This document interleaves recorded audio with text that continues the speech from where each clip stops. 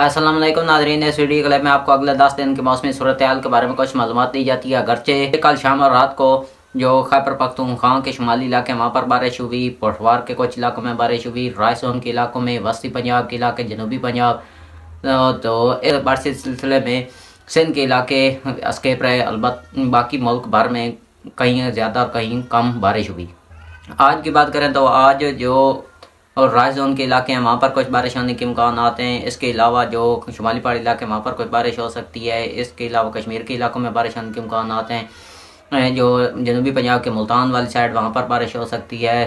Rawalpindi division میں بارش ہونے کے امکانات ہیں۔ کبیر والا، حویلی لکھا، شورکوٹ، یعنی کہ 60 کلومیٹر کے رینج میں جو علاقے آتے ہیں وہاں پر بارش ہونے کے امکانات نظر آ رہے ہیں۔ کل سے لے کر اگلے 10 دن تک تو شدید گرمی رہے گی، خاص طور پر وسطی پنجاب اور رائے زون کے لاہور، قصور اور سرگودا، فیصل آباد، یہاں پر تو ٹمپریچر 44 سے لے کر 46 سینٹی گریڈ تک جانے کے امکانات ہیں۔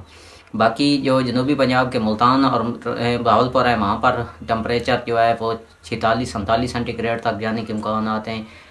اس کے علاوہ جو کشمیر، خیبر پختونخوا اور بلوچستان میں ٹمپریچر معتدل رہے گا، زیادہ نہیں بڑھے گا۔